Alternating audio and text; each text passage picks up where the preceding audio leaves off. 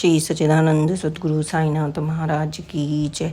श्रीमद् भागवत साई महाकाव्य अध्याय 16 दूसरा चरण।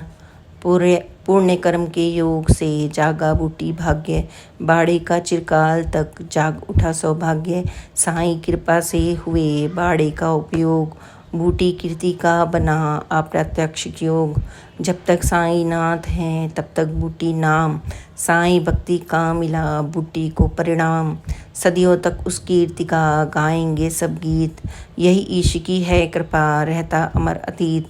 अपनी अंतिम सांस में बोले साईं नाथ, पत्थर वाड़े ले चलो धर कर मेरे हाथ। साईं शब्दों से हुई सारी चिंता दूर, समाधि स्थल रूप में हुआ वही मशहूर। अंतिम घड़ियों में प्रकट किया साईं ने मर्म, बूटी का सार्थक किया साईनाथ ने कर्म। गर्भगृह में धर दिया पार्थिव साईं शरीर, धन्य भाग्यवाड़ा रहा जाग उठा तकदीर। वाड़े ने ही ले लिया समाधि मंदिर रूप, साईं चिर विश्राम का यह है मूर्त स्वरूप। बूटी हरदम ही रहे साईं भक्त अनन्य, सतगुरु साईं ने किया परम भक्त को धन्य। तन मन धन अर्पण करो जाए कभी ना व्यर्थ, सार्थक खुद ईश्वर करें उसका ही है अर्थ। बूटी ने दिल खोल कर करवाया निर्माण, साईं चिर विश्राम से धन्य हुआ स्थान। रहते जिस स्थान पर सात्विक संत महान, दिव्य शक्ति करती वहाँ जन जन का कल्याण।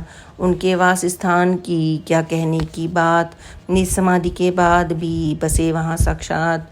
हरियाली खिलती यहाँ रम्य सुरम्य दिगंत, अमृतमय खुशबू वहाँ महके काल अनंत। उनकी आभा से गगन होता दीप्तिमान, चूनर प्रकृति ओढ़ कर दिखलाती है शान। बूटी वाड़े में भरा पावन साईं पुंज, दिव्य शक्ति के तेज का सुरभित है यह कुंज। सतगुरु साईं ने किया शिरडी गाम पवित्र, जिसके कण कण में बसी भक्ति खुशबू इत्र।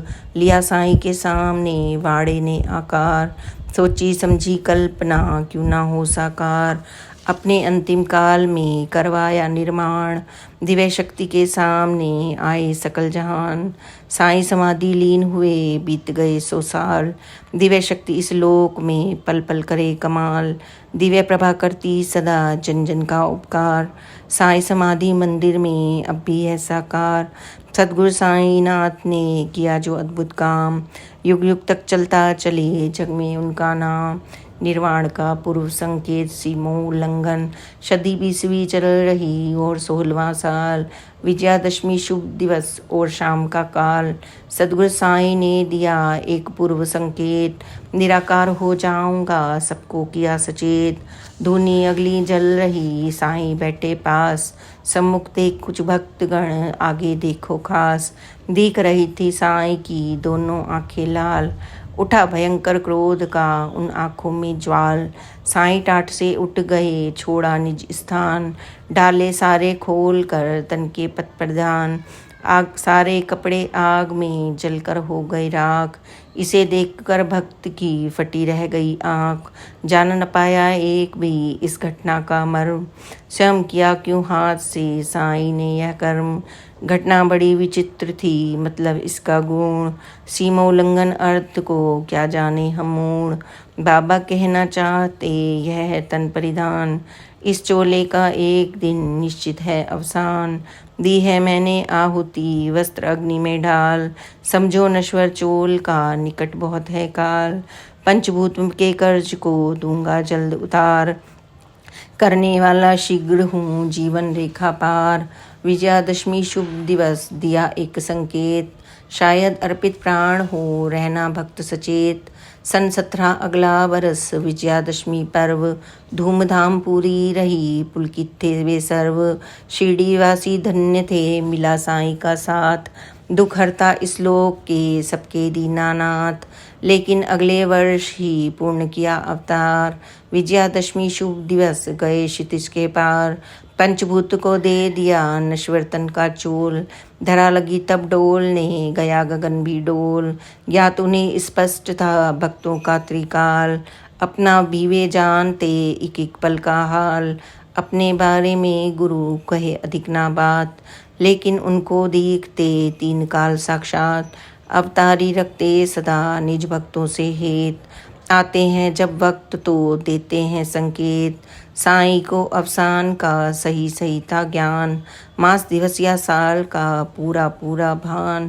पहला यह संकेत था 2 वर्षों के पूर्व, भक्त सिर्फ यह जानते घटना घटी अपूर्व। सीमो उल्लंघन सूचना देता है घास, बेला महासमाधि की आने वाली पास। प्राण का स्थानांतरण, परम भक्त थे साईं के रामचंद्र था नाम, दादा पाटिल नाम से जाने लोग तमाम। रहते शिरडी ग्राम में पड़े सख्त बीमार, घेरा घातक रोग ने विफल हुए उपचार। पीड़ा बढ़ती ही गई तन में कष्ट अपार, चलना फिरना थम गया बिल्कुल थे लाचार। जीने की आशा नहीं बची तनिक भी शेष, ना जाने यमराज कब आकर पकड़े केश। तभी अचानक स्वप्न में आए साईं नाथ, रामचंद्र के पास आ रखा सर पर हाथ। दादा बोले साईं से मैं हूँ पूर्ण निराश, भोग रहा मैं कष्ट को जीने की ना आस। बाबा मुझे बताइए कब निकलेंगे प्राण, इंतजार है मृत्यु का मुझको हे भगवान। बाबा बोले प्रेम से चिंता ना कर भक्त, खतरा तेरा टल गया रहो ईश अनुरक्त। हुंडी वापिस हो गई क्यों होता भयभीत, घट जीवन का पूर्ण है कैसे जाए रीत। आगे बाबा ने कहा सुनो खोल कर कान, तात्या खतरा मौत का ऐसा है अनुमान। छाया बढ़ती मौत की बेचारे की ओर, अंदेशा ऐसे लगे टूट जाएगी डोर। सन 18 साल का भारी आश्विन मास, शुक्ल पक्ष 10वीं तिथि टूट जाएगी श्वास। रामचंद्र तुम खास हो कह दी तुझको बात, नहीं कराओगे कभी तात्या को यह ज्ञात। वह भी मेरा भक्त है चिंता लेगी घेर, वरना मृत्यु पूर्व वह हो जाएगा ढेर।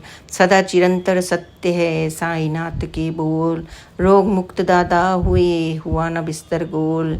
वक्त सरकता ही गया आया 18 साल, भाद्र माह सर पर चढ़ा आके देखो हाल। रोगग्रस्त तात्या हुआ आया तेज बुखार, कृशकाया उसकी हुई और हुआ लाचार। चलना फिरना हो गया बिल्कुल उसका बंद, जीवन ज्योति हो गई धीरे धीरे मंद।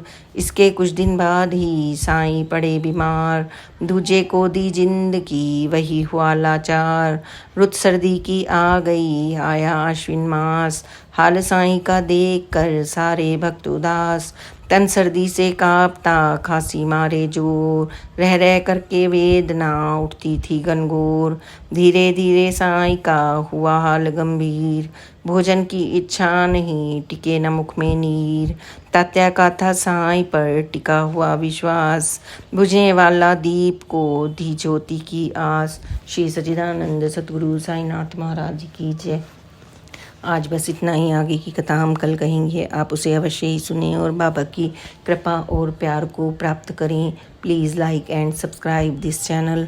ओम साई राम, जय साई राम, ओम साई राम।